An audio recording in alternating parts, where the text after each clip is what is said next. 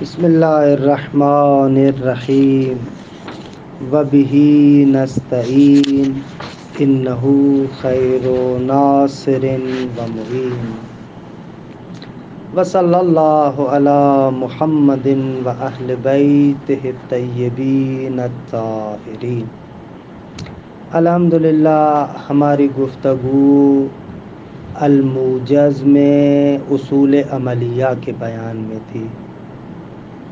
اصول عملیہ میں سے اصل رابع یعنی استصحاب کے بارے میں گفتگو تھی، اور استصحاب کا معنی کیا ہے، ارکان کیا ہیں، اس کے ادلہ کیا ہیں، ان کو بیان کر دیا۔ معمولاً ہماری اصولی کتابوں میں کچھ مسائل استصحاب میں تنبیہات استصحاب کے نام سے مطرح ہیں۔ ان تنبیہات میں سے چند اہم تنبیہات کے بارے میں موجز کے اندر گفتگو ہو رہی ہے کہ یہ اہم ترین تنبیہات ہیں کہ مصنف یہاں پر 5 تنبیہات کو ذکر کرتے ہیں کہ استصحاب کے بہت ہی اہم مباحث ان میں مطرح ہوتے ہیں۔ پہلی تنبیہ کے اندر مصنف ایک مسئلہ ذکر کر رہے ہیں کہ استصحاب میں شک فعلی ہونا چاہیے، یعنی واقعاً شک ہو، بعد میں شک پیدا ہو، اس کے اندر شک کی فعلیت ضروری ہے، نہ کہ شک تقدیری۔ شک تقدیری یعنی بالفعل اس کو شک نہیں ہوا تھا، لیکن اگر متوجہ ہوتا تو اس کو شک پیدا ہو جاتا۔ کہہ رہے ہیں کہ نہ، استصحاب میں ضروری ہے کہ شک فعلی ہونا چاہیے، یقین سابق ہو، مثلا میں پاک تھا، بعد میں پھر شک ہو، یعنی واقعاً اس کو شک پیدا ہو کہ وہ طہارت باقی ہے یا باقی نہیں، اس صورت میں استصحاب جاری ہوگا۔ لیکن اگر ہم کہیں اس کو ایک امر کا یقین ہے، بعد میں اس کے اندر شک پیدا نہیں ہوا، لیکن کچھ عرصے کے بعد وہ متوجہ ہوتا ہے، اگر اس ٹائم میں متوجہ ہوتا اور غفلت نہ کرتا تو مجھے شک پیدا ہو جاتا۔ کہتے ہیں کہ نہ، یہ صورت استصحاب میں نہیں آئے گی۔ استصحاب میں شک کی فعلیت ضروری ہے، کیونکہ استصحاب کے ارکان میں سے 2 رکن اہم ترین رکن ہیں، یقین سابق اور شک کے لائق۔ شک کے لائق یعنی بالفعل اس کو شک ہونا چاہیے۔ کہ یہاں پر 1-2 فروعات فقہیہ کو بھی ذکر کرتے ہیں کہ میں اس کو عبارت میں جب تطبیق کر رہا ہوں تو اچھے طریقے سے توضیح دوں گا آپ کے سامنے۔ توجہ کریں۔ فی تنبیہات الاستصحاب، کہتے ہیں کہ استصحاب کی تنبیہات کے بارے میں بات۔ التنبیہ الاول فی فعلیت الشک، تنبیہ اول یہ ہے کہ شک فعلی ہونا چاہیے۔ جو مستصحب ہے، استصحاب کرنے والا ہے، اس کو واقعاً شک پیدا ہو، بالفعل شک پیدا ہو۔ یشترط فی الاستصحاب فعلیت الشک، فرماتے ہیں استصحاب میں شک کا فعلی ہونا ضروری ہے۔ فلا یفید الشک التقدیری، شک تقدیری کافی نہیں ہے، شک تقدیری فائدہ نہیں دیتا۔ شک تقدیری کا مقصد یہ ہے کہ اس نے شک کیا نہیں، غفلت کی، اگر متوجہ ہوتا تو شک پیدا ہو جاتا۔ تقدیر کو تعلیق اور شرط والے معنی میں لے، یعنی اگر متوجہ ہوتا تو شک پیدا ہوتا، لیکن اس نے شک کیا نہیں تھا۔ خود مثال میں بات واضح ہو جائے گی۔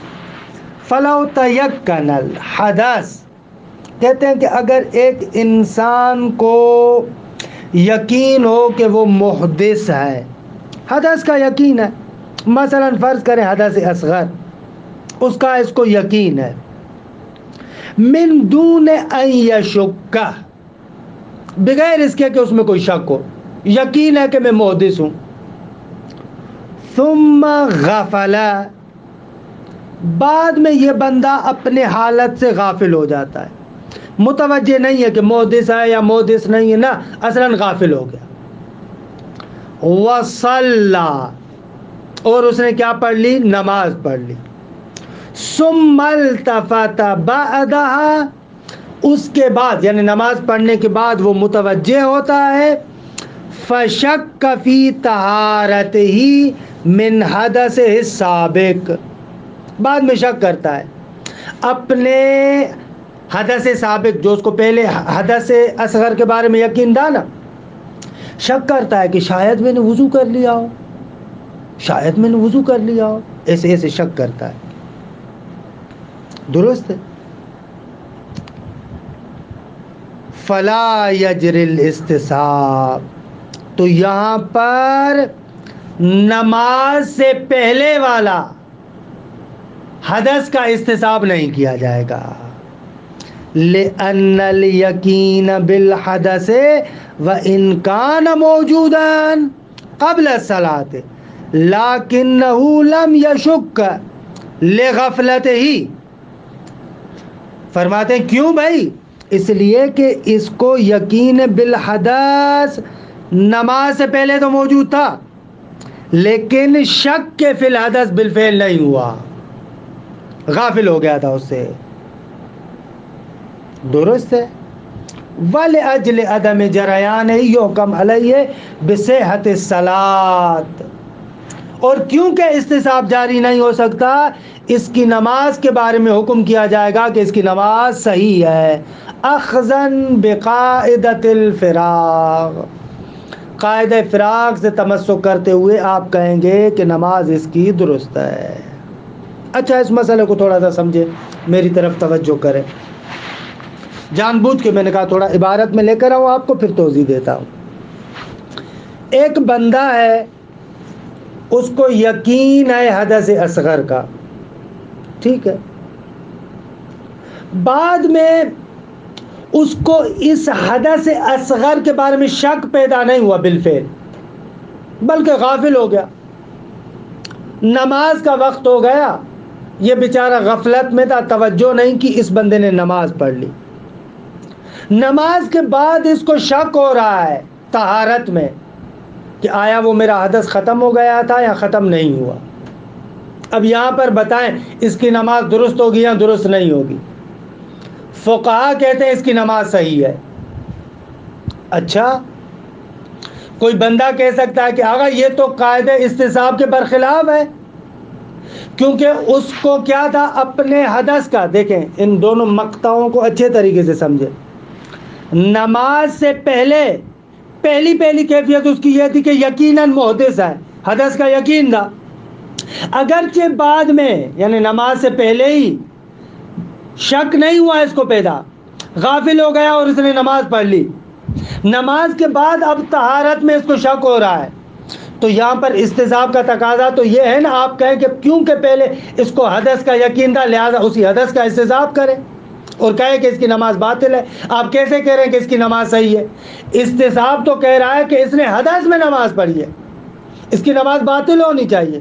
آپ کہہ رہے ہیں کہ اس کی نماز درست ہے. کیوں بھیا؟ جواب کہتے ہیں یہاں پر استصحاب جاری نہیں ہوگا. کیوں استصحاب جاری نہیں ہوگا؟ اس لیے استصحاب جاری نہیں ہوگا، درست ہے کہ پہلی نماز سے پہلے کی کنڈیشن اور حالت یہ تھی کہ اس کو حدث کے بارے میں یقین ہے، لیکن بعد میں شک فعلی تو پیدا نہیں ہوا تھا. ہم نے کہا غافل ہو گیا اور بعد میں پھر اس نے نماز پڑھ لی. خب جب غافل ہو گیا نماز پڑھ لی، اب شک جو پیدا ہو رہا ہے نماز پڑھنے کے بعد پیدا ہو رہا ہے. تو نماز سے پہلے تو استصحاب حدث نہیں کیا جا سکتا نا، کیونکہ نماز سے پہلے استصحاب حدث اس صورت میں کیا جائے گا جب اس کے پاس شک فعلی ہوتا نماز سے پہلے. کیونکہ استصحاب میں یقین کا بھی بالفعل ہونا ضروری ہے، شک کا بھی ہونا بالفعل ضروری ہے، شک بھی بالفعل ہونا چاہیے. نماز سے پہلے تو اس کے پاس شک کے بالفعل نہیں تھا، لہذا جب شک کے بالفعل نہیں تھا تو نماز سے پہلے استصحاب نہیں کر سکتا. لہذا نماز سے پہلے وہ آئے اور کہے کہ میں نے استصحاب کو جاری کیا اور استصحاب کے مطابق میرا لباس نجس ہو گیا اور نجس لباس میں میں نے نماز پڑھی، نہ، ایسے نہیں ہے. اچھا، استصحاب تو تام نہیں ہے، لیکن اب تو استصحاب کر سکتا ہے نا نماز کے بعد. کہہ رہے بھلے نماز کے بعد استصحاب کرے گا اپنے اس یقین سابق کا، لہٰذا اب جتنی بھی آئندہ نمازیں اس نے پڑھنی ہے ان کے لیے اس کو وضو کرنا پڑے گا، اب استصحاب کرے گا۔ اب یقین بالفعل بھی ہے، شک کے بالفعل بھی ہے، لہٰذا آئندہ نمازوں کے لیے اس کو وضو کرنا پڑے گا۔ اچھا، وہ جو نماز پڑھ لی، آپ اس نماز کے بارے میں کہہ رہے ہیں صحیح ہے، اس کی کیا دلیل ہے؟ کہتے ہیں اس کے لیے دلیل ہمارے پاس قاعدہ فراغ ہے۔ قاعدہ فراغ یہ قاعدہ ہے جو کہتا ہے کہ اگر آپ نماز کے بعد، یعنی نماز سے فارغ ہونے کے بعد نماز کے بطلان میں شک کر رہے ہیں کہ شاید کوئی شرط رہ گیا ہے، شاید کوئی جز رہ گیا ہے، تو قاعدہ فراغ کہتا ہے کہ تم اس شک کی اعتنا نہ کرو اور تمہاری نماز درست ہے۔ اس اعتبار سے اس کی جو نماز گزر چکی وہ نماز درست ہے، آئندہ نمازوں کے لیے اس نے وضو کرنا ہوگا، اس کو وضو کرنا پڑے گا۔ دیکھ رہے دقیق مسئلہ ہے لیکن نہایت خوبصورت تنبیہ ہے۔ عبارت کو ہم دوبارہ پڑھتے ہیں تاکہ آپ متوجہ ہو سکیں۔ یہاں سے فَلَوْ تَيَقَّنَ الْحَدَثَ، اگر انسان کو حدث کا یقین ہو، اب نماز سے پہلے کی بات ہے، مِن دُونِ أَن يَشُكَّ، یقین ہے لیکن شک فعلی نہیں ہوا، ثُمَّ غَفَلَ، بعد میں اصلاً اپنی اس بات سے غافل ہو گیا، وَصَلَّى، نماز پڑھ لی، ثُمَّ الْتَفَتَ بَعْدَهَا، نماز پڑھنے کے بعد ملتفت ہوتا ہے، فَشَكَّ فِي طَهَارَتِهِ مِنْ حَدَثِهِ السَّابِقِ، اس حدث سابق کے اندر شک، یعنی اس حدث سابق کی وجہ سے طہارت میں شک کر رہا ہے، پتہ نہیں یار، مجھے پہلے تو یقین تھا، بعد میں نے وضو کیا یا وضو نہیں کیا مجھے پتہ نہیں ہے۔ فلا یجری الاستصحاب، یہاں پر آپ استصحاب کو جاری نہیں کر سکتے، لأن الیقین بالحدث وإن کان موجودا قبل الصلاۃ، نماز سے پہلے اگرچہ یقین بالحدث موجود ہے لیکنہ لم یشک، لیکن نماز سے پہلے شک کے فعلی نہیں تھا، لغفلت ہی، کیونکہ اس سے غافل ہو گیا تھا، ولأجل عدم جریان ہی، کیونکہ جب استصحاب جاری نہیں ہوگا، یحکم علیہ بالصحۃ الصلاۃ، اس فرضیے میں حکم کیا جائے گا کہ نماز صحیح ہے، اخذاً بقاعدۃ الفراغ، قاعدہ فراغ سے تمسک کرتے ہوئے۔ روشن ہوا، وضاحت کر دی تھی میں نے، لاحتمال انہ توضأ قبل الصلاۃ، بابا پہلے تو اس کو یقین تھا حدث کا لیکن بعد میں غافل ہو گیا، شاید غفلت کے زمانے میں اس نے وضو کر لیا ہو، یہ احتمال تو ہے۔ وَهَذَا الْمِقْدَارُ مِنَ الْاحْتِمَالِ كَافٍ لِجَرَيَانِ قَاعِدَةِ الْفَرَاغِ، اتنا احتمال ہی قاعدہ الفراغ کے جاری ہونے کے لیے کافی ہے۔ ولیکن، لیکن یجب علیہ التوضؤ بالنسبت الی سائر الصلوات، لیکن اس پر وضو کرنا واجب ہو جائے گا بقایا نمازوں کے لیے، کیوں؟ لأن قاعدۃ الفراغ لا تثبت الا صحۃ الصلاۃ السابقہ، قاعدہ فراغ فقط اور فقط گزشتہ نماز کی صحت کو ثابت کر سکتا ہے، کیونکہ قاعدہ فراغ کا مورد وہ ہے کہ اس نماز کو پڑھ لیا اور بعد میں آپ شک کر رہے ہیں، آئندہ نمازوں کو تو ابھی تک میں نے نہیں پڑھا نا، لہذا وہاں پر قاعدہ فراغ جاری نہیں ہوگا۔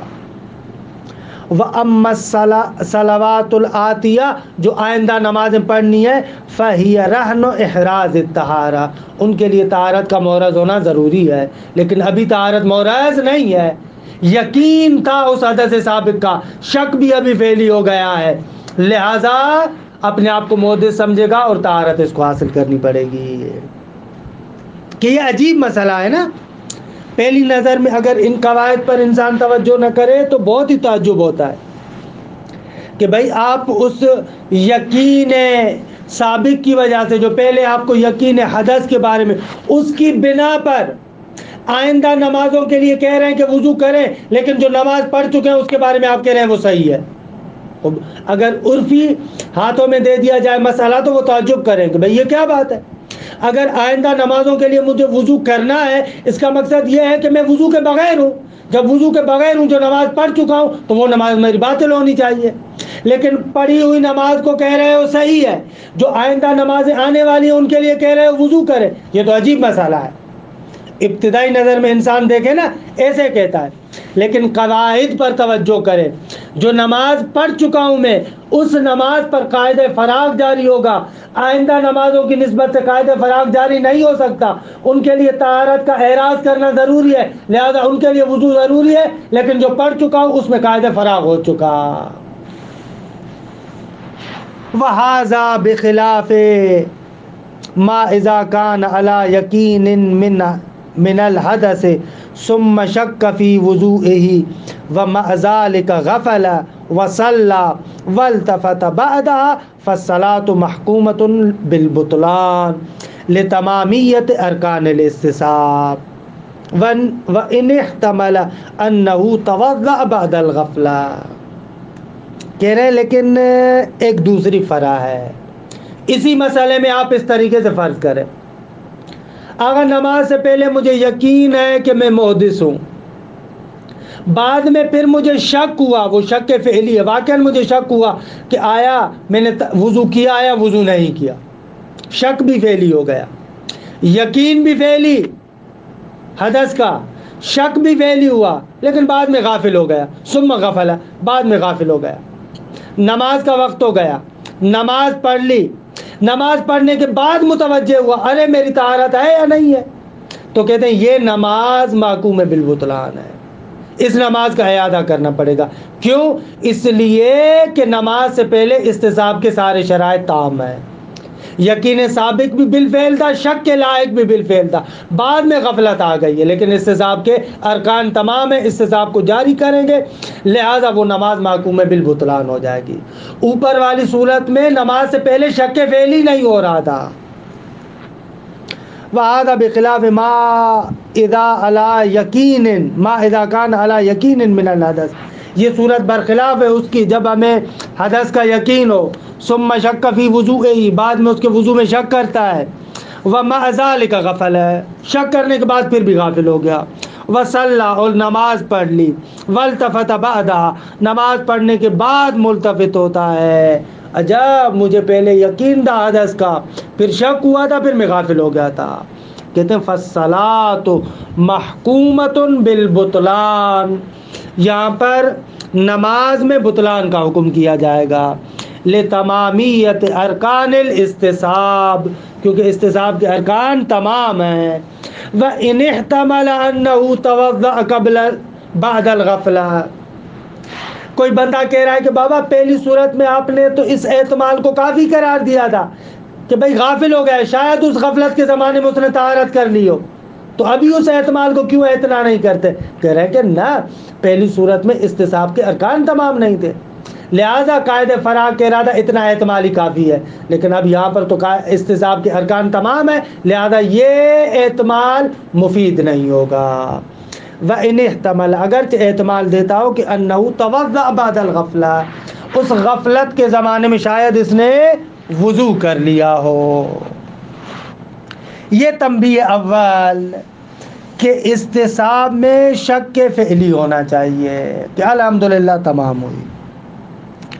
تنبیہ دوم استصحاب کلی کے بیان میں ہے کہ یہ بھی بہت ہی لطیف مباحث ہے اور استصحاب کے مباحث میں عام بحثوں میں شمار ہوتا ہے. اس مطلب کو سمجھنے کے لیے دو تین نکات پر توجہ کریں.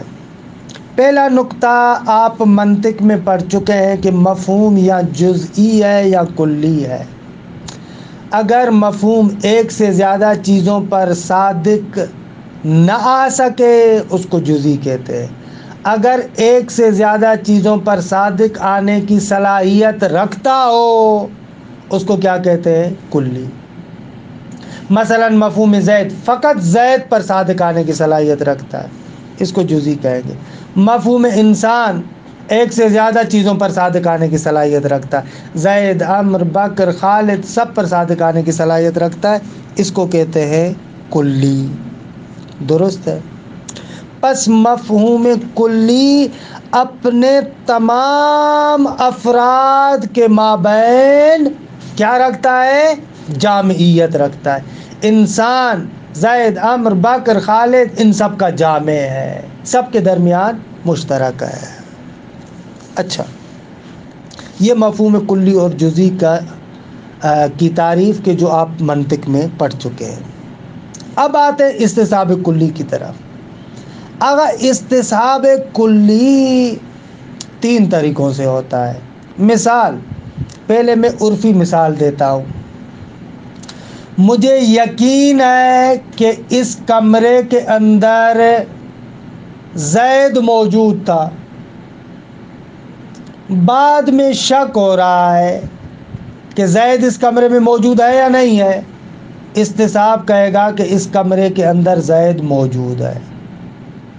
یہاں پر آپ نے جو استصحاب کیا یہ استصحاب جزئی ہے، زید جزئی ہے، آپ کو یقین تھا کہ اس کمرے میں ہے، آپ باہر سے چکر لگا کر بعد میں شک کرتے ہیں کہ اس کمرے کے اندر زید ہے یا نہیں ہے، تو یہاں پر کہتے ہیں کہ آپ استصحاب کریں گے کہ پہلے یقیناً زید موجود تھا، اب شک ہو رہا ہے، لہذا یقین سابق کو باقی رکھوں گی، ابھی تک زید اس کے اندر موجود ہے۔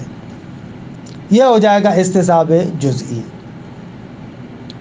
لیکن زید کے ضمن میں آپ لوگ منطق میں پڑھ چکے ہیں کہ فرد کے ضمن میں کلیت تبھی موجود ہوتی ہے، زید کے ضمن میں انسان بھی موجود ہے۔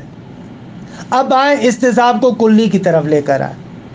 مجھے یقین ہے کہ اس کمرے میں کلی انسان موجود ہے، کیوں؟ اس لیے کہ کلی انسان زید کے ضمن میں ہے، یقین ہے۔ بعد میں مجھے شک ہو رہا ہے کہ انسان کلی اس کمرے میں موجود ہے زید کے ضمن میں یا نہیں، خوب کہتے ہیں کہ یہاں پر آپ استصحاب کر سکتے ہیں، جیسے جزئی میں استصحاب کر رہے تھے اسی طریقے سے کلی میں استصحاب کریں۔ پہلے یقیناً انسان زید کے ضمن میں یہاں پر موجود تھا، بعد میں شک کر رہا ہوں کہ اسی کمرے میں زید کے ضمن میں انسان موجود ہے یا موجود نہیں ہے، اصل یہ ہے کہ اسی یقین کو باقی رکھوں، یعنی زید یعنی انسان اسی کمرے میں زید کے ضمن میں موجود ہے۔ اس کو کہتے ہیں استصحاب کلی قسم اول۔ ایک صورت یہ ہے۔ پس استصحاب کلی یہاں پر کیسے ہوا؟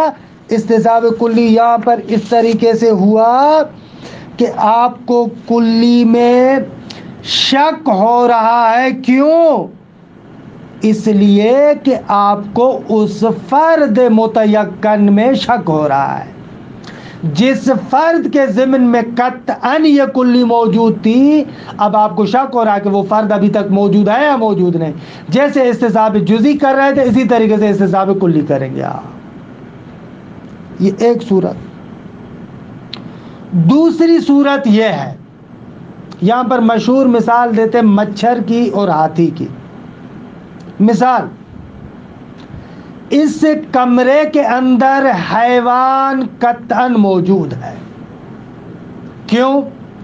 اس لیے کہ حیوان کا ایک فرد قطعاً اس کمرے کے اندر موجود ہے۔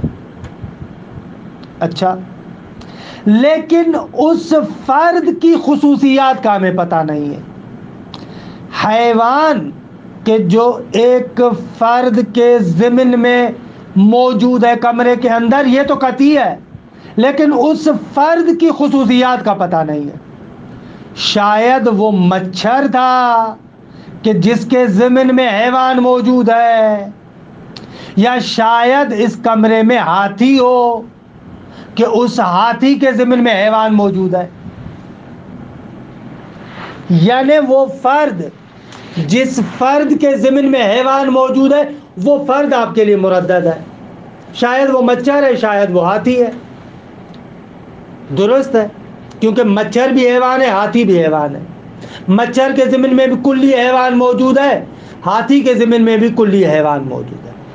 بس یہ یقین ہے کہ اس کمرے کے اندر حیوان موجود ہے، لیکن یہ پتہ نہیں ہے کہ وہ مچھر کے ضمن میں موجود ہے یا ہاتھی کے ضمن میں موجود ہے۔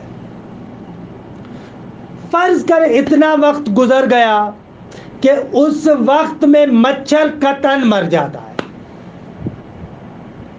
درست ہے، 10 دن گزر گئے، 10 دنوں میں مچھر اگر ہوتا تو وہ قطعاً مر گیا ہوگا، لیکن اگر ہاتھی تھا تو ہاتھی ابھی تک زندہ ہے۔ تصویر مسئلہ دیکھیں، اگر وہ مچھر تھا تو قطعاً مر چکا ہے، اگر وہ ہاتھی ہے تو قطعاً زندہ ہے۔ اچھا، اب یہاں پر کلی کے اندر بھی شک پیدا ہو جائے گا۔ بھائی آپ کو یقین ہے کہ اس کمرے کے اندر کلی حیوان موجود ہے، یہ یقین ثابت ہے، شک بعد میں کیوں پیدا ہو رہا ہے؟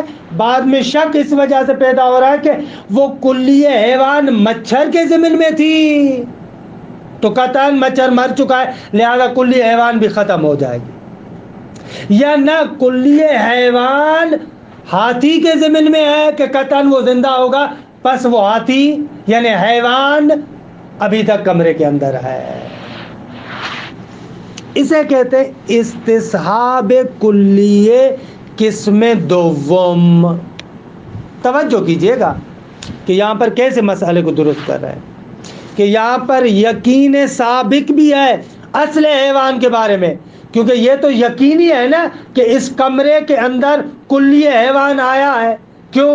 اس لیے کہ فرد حیوان موجود ہے، لیکن شک اس لیے ہو رہا ہے کہ وہ اس قصیر العمر فرد کے ضمن میں ہے، یعنی مچھر کے ضمن میں ہے، تو مچھر تو مر چکا ہے، کلی حیوان بھی ختم ہو جائے گا، یا نہ طویل العمر فرد کے ضمن میں حیوان ہے، ہاتھی کے ضمن میں ہے، تاکہ ہاتھی تو ابھی تک زندہ ہے، کلی حیوان بھی زندہ ہوگا۔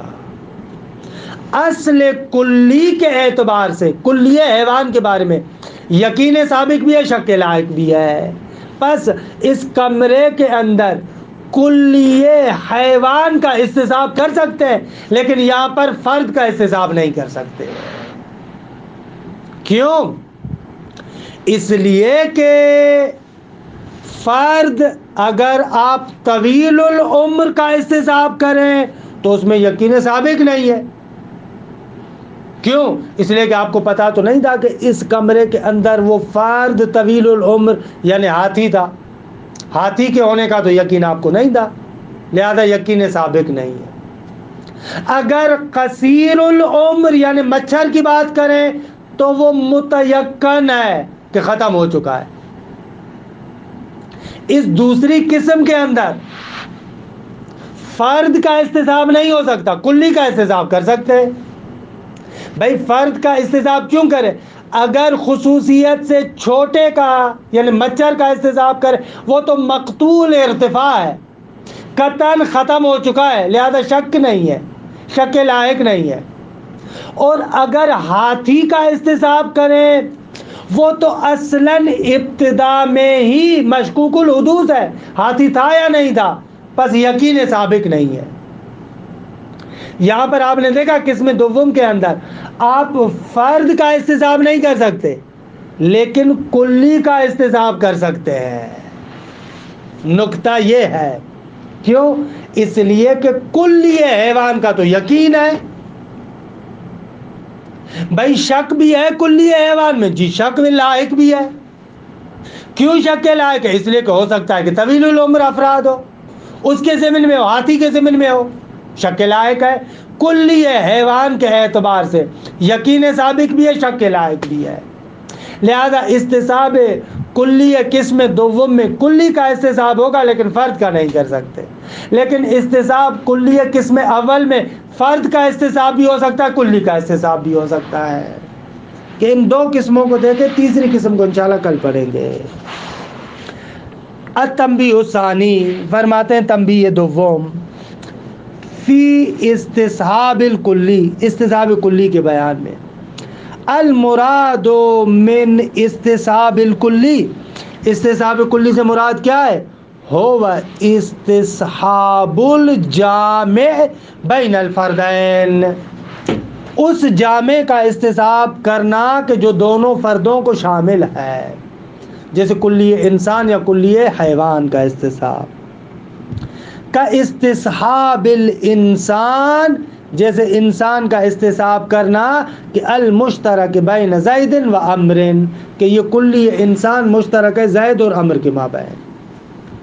یہ ہو گئی عرفی مثال. شرعی مثال وقع استصحاب طلب الجامع بین الوجوب والندب.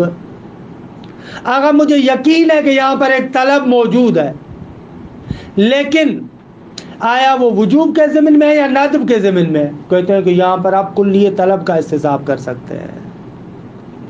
وَلَهُ أَقْسَامٌ ثَلَاثَةٌ، اس استصحاب کلی کی 3 قسمیں ہیں. القسم الاول، قسم اول، اذا علم بتحقق الکلی، جب انسان کو معلوم ہو جائے کہ کلی متحقق ہوئی ہے، فی ضمن فرد، ایک فرد کے ضمن میں، اس کمرے کے اندر کلی انسان ہے زید کے ضمن میں. ثم شک فی بقائہ و ارتفاعہ، بعد میں اس کلی کے بقا اور ارتفاع میں شک ہوتا ہے. شاید زید چلا گیا ہو لہذا انسان بھی ختم ہو گیا ہو، شاید نہ گیا ہو لہذا انسان زید کے ضمن میں شاید انسان بھی موجود ہو. ایسے فلا محالتا، کہتے ہیں کہ اس میں کوئی شک نہیں ہے، یشک فی بقاء الکلی و ارتفاعہ. بھائی اگر اس فرد کے بقا اور ارتفاع میں شک ہوگا تو کلی کے بقا اور ارتفاع میں بھی شک ہو جائے گا. زید پتہ نہیں ابھی تک ہے یا نہیں ہے، لہذا اب شک ہو رہا ہے کہ پتہ نہیں اب انسان ابھی تک ہے یا نہیں ہے، کیونکہ انسان تو زید کے ضمن میں تھا. خود ہی مثال دینا ہے. فَإِذَا عُلِمَ بِوُجُودِ زَيْدٍ فِي الدَّارِ، جب ہمیں یقین ہو جائے کہ زید کمرے میں موجود تھا، فقد علم بوجود الانسان فیہا، تو قطعاً ہمیں یہ بھی یقین ہوگا کہ انسان بھی یہاں پر موجود ہے. فاذا شک فی بقائہ، جب اس کی بقا میں شک ہوگا کہ ابھی تک وہ زید اور انسان اس کمرے میں موجود ہے یا موجود نہیں ہے، یجری ہناک استصحابان، یہاں پر 2 استصحاب جاری ہوں گے. ایک استصحاب الفرد اعنی زیدن، یہاں پر زید کا آپ استصحاب کر سکتے ہیں. زید یقیناً موجود تھا، بعد میں شک ہو رہا ہے، خوب ابھی تک زید موجود ہے. اگر زید کے ضمن میں انسان قطعاً موجود تھا، اب شک ہو رہا ہے، ابھی تک قطعاً انسان موجود ہے. دوسرا استصحاب بقاء الکلی اعنی الانسان. وہکذا اذا صار محدثا بالحدث الاکبر، انسان مجنب ہو جائے، محدث ہو جائے، اس کو حدث اکبر آ جائے، یعنی غسل جنابت اس پر واجب ہو جائے. وشک فی ارتفاعها، شک کرتا ہے کہ وہ جنابت ختم ہوا یا ختم نہیں ہوا، بالرافع، رافع کی وجہ سے، شاید میں نے غسل کر لیا. فیجوز له استصحاب الجنابہ، یہاں پر جنابت کا استصحاب کرنا اس کے لیے جائز ہے، یعنی اس فرد کا استصحاب کرے. فیترتب علیہ جمیع آثار الجنابہ، پھر اس پر مترتب ہوں گے جنابت کے سارے آثار. مثلا کحرمت المکث فی المساجد، مجنب انسان مساجد میں توقف نہیں کر سکتا. وعبور المسجدین الشریفین، مسجد حرام اور مسجد نبوی میں ایک کونے سے دوسرے کونے تک بھی عبور نہیں کر سکتا. تو یہ جنابت کا خصوصی اثر ہے. پس اس فرد خصوصی جنابت کے آثار مترتب ہوں گے.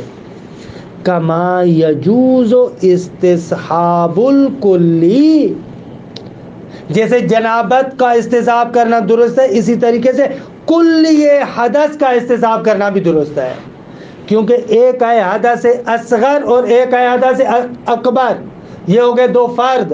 ایک ہے کلی حدث جو دونوں کو شامل ہے. یہاں پر اصل حدث کا بھی استصحاب ہو سکتا ہے، اے اصل الحدث، اصل حدث کا بھی استصحاب ہوگا. الجامع بین الجنابت وسائر الاحداث، جنابت اور دوسرے احداث، حدث اصغر وغیرہ کا جو جامع ہے اصل حدث، اس کا بھی آپ استصحاب کر سکتے ہیں. فیترتب علیہ اثر نفس الحدث الجامع، تو اس پر کلیہ حدث کا اثر بھی مترتب ہوگا. کا حرمت مس کتابت القرآن، جس طریقے سے قرآن مجید کے الفاظ کو مس کرنا، قرآن مجید کے الفاظ کو مس کرنا یہ اصل حدث کا اثر ہے، چاہے حدث اصغر ہو پھر بھی حرام ہے، چاہے حدث اکبر ہو پھر بھی حرام ہے۔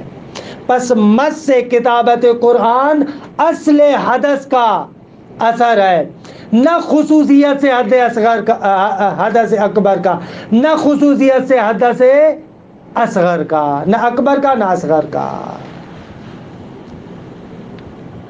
بس یہاں پر آپ نے غور کیا، قسم اول میں استصحاب فرد بھی ہوا اور استصحاب کلی بھی ہوا، اور دونوں کے آثار آپ یہاں پر بار کر سکتے ہیں۔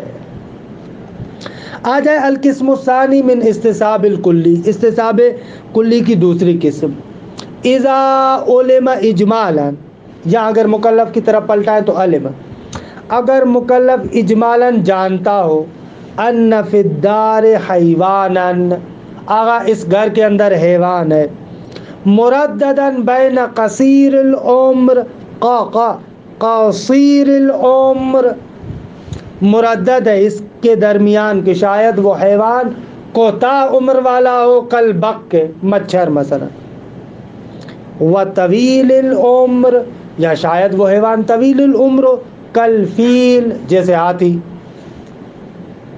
فقد علم تفصیلا بوجود حیوان فی الدار، بس اس کو علم تفصیلی ہے کہ گھر کے اندر حیوان ہے، وَإِنْ كَانَتِ الْمُشَخَّصَاتُ مَجْهُولَةً، اگر اس حیوان کے فردی اوصاف اور خصوصیات مجہول ہیں، ثم مضى زمان، اس کے بعد کچھ مدت گزرے، کہ یقطع بانتفاء الفرد الکثیر، کہ قط حاصل ہو جائے کہ اگر فرد کثیر تھا، مچھر تھا، تو وہ قطعاً مر چکا ہے، فَيَشُكُّ فِي بَقَاءِ الْحَيْوَانِ فِي الدَّارِ، پھر اصل کلیہ حیوان کی بقا کے بارے میں شک کرتا ہے کہ گھر میں ہے یا نہیں ہے، کہتے ہیں فَلَا يَصِحُّ اسْتِصْحَابُ الْفَرْدِ، اس مورد میں آپ فرد کا استصحاب نہیں کر سکتے، نہ مچھر کا استصحاب بتنائی کر سکتے، نہ ہاتھی کا استصحاب کر سکتے، مثل البق والفیل،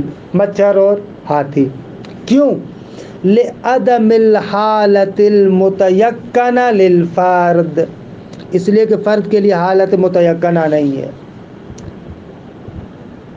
فرد کا تو پتہ نہیں ہے کہ وہ کون سا تھا، مچھر تھا یا ہاتھی تھا، اگر وہ مچھر تھا تو قطعاً مر چکا ہے، لہذا شک کے لاحق نہیں ہے، اگر وہ ہاتھی تھا تو وہ اول سے مشکوک الحدوث ہے، یقین سابق نہیں ہے، فرد کے بارے میں کوئی یقینی کیفیت نہیں ہے، لہذا فرد کا استصحاب نہیں ہو سکتا، لافتراض کون المشخصات مجہولۃ، کیونکہ فرض یہ ہے کہ مشخصات فردیہ میرے لیے مشخص نہیں ہے، پتہ نہیں مچھر تھا، پتہ نہیں ہاتھی تھا، ولیکن یصح استصحاب الکلی، فرد کا استصحاب نہیں ہو سکتا، کلی کا استصحاب کرنا درست ہے، کیونکہ حیوان متیقن الحدوث ہے اور مشکوک البقاء ہے، ومثالہ من الامور الشرعیہ، اچھا یہ تو ہو گئی عرفی مثال، شرعی مثال کہتے ہیں وہ مورد ما اذا کان متطہرا، یقیناً میں نے طہارت کی تھی، وخرج ببلل، ایک رطوبت خارج ہو رہی ہے، مردد بین البول والمنی، بھائی رطوبت تو خارج ہوئی ہے، یا پیشاب ہے یا منی ہے، تو یہاں پر خصوصیت سے نہ پیشاب کا استصحاب کر سکتے، نہ خصوصیت سے منی کا استصحاب کر سکتے، دونوں کا نہیں کر سکتے، لیکن کلیہ حدث کا استصحاب کر سکتے، قطعاً کلیہ حدث ہے، یا وہ پیشاب کے ضمن میں یا منی کے ضمن میں ہے، فَإِنْدَئِذٍ حَصَلَ لَهُ عِلْمٌ تَفْصِيلِيٌّ بِالْحَدَثِ الْكُلِّ، فرماتے ہیں کہ یہاں پر علم تفصیلی حاصل ہو گیا کہ کلی حدث ہے، ثم اذا توضأ بعدہ، پھر بعد میں وضو کرتا ہے، فلو کان البلل بولا، اگر وہ رطوبت پیشاب تھی تو ارتفع الحدث الاصغر قطعا، حدث اصغر قطعا ختم ہو چکا ہے، ولو کان منیا فهو باق، اگر وہ حدث منی تھا تو ابھی تک باقی ہے، وَعِندَئِذٍ اس صورت میں، کیسے صورت؟ مسئلے کی صورت مسئلہ کیا ہوئی؟ یقیناً طہارت ہوئی، بعد میں ایک رطوبت خارج ہوئی، شاید پیشاب ہے یا منی ہے، پھر اس نے وضو کر لیا، اگر پیشاب تھا تو حدث قطعاً ختم ہو گیا، اگر منی تھی تو حدث ابھی تک باقی ہے، درست ہے؟ یہ فرضیہ۔ وَعِندَئِذٍ لَا يَقْطَعُ بِارْتِفَاعِ الْحَدَثِ الْجَامِعِ تو اس صورت میں حدث جامع کے مرتفع ہونے کا یقین نہیں ہے، لِاحْتِمَالِ قَوْنِ الْحَادِثِ هُوَ الْمَنِي کیونکہ ہو سکتا ہے وضو تو اس نے کر لیا ہے لیکن وہ رطوبت منی ہو، لہذا حدث ابھی تک باقی ہے۔ پس فلا یجوز استصحاب ای فرد من افراد الحدث خصوصیت سے حدث کے افراد میں سے کسی فرد کا استصحاب نہیں کر سکتے، لعدم العلم بالحالت السابقہ خصوصیت سے کسی بھی فرد کے حالت سابقہ کا علم نہیں ہے، کیونکہ یہ تو مجھے پتہ نہیں ہے کہ قطعاً وہ بول تھا، یہ تو مجھے پتہ نہیں ہے کہ وہ قطعاً منی تھی، لہذا یقین ثابت نہیں ہے۔ لیکن یصح استصحاب الجامع اس کلی اور جامع کا استصحاب کرنا درست ہے، اے مطلق الحدث مطلق حدث کا استصحاب کرے گا، کہ الجامع بین الاصغر والاکبر کہ جو جامع ہے حدث اصغر اور حدث اکبر کے درمیان، لہذا اس پر کلی حدث کے آثار بار ہوں گے، لیکن خصوصیت سے جو حدث اصغر کے یا خصوصیت سے جو حدث اکبر کے آثار ہیں وہ بار نہیں ہوں گے، کیونکہ ان کا استصحاب نہیں کیا جا سکتا، لیکن کلی حدث کا استصحاب کیا جا سکتا ہے، کلی حدث کے آثار بار ہوں گے اس پر، یعنی مس سے کتابت قرآن نہیں کر سکتا لیکن مسجد سے گزر سکتا ہے۔ یہ استصحاب کلی قسم دوم۔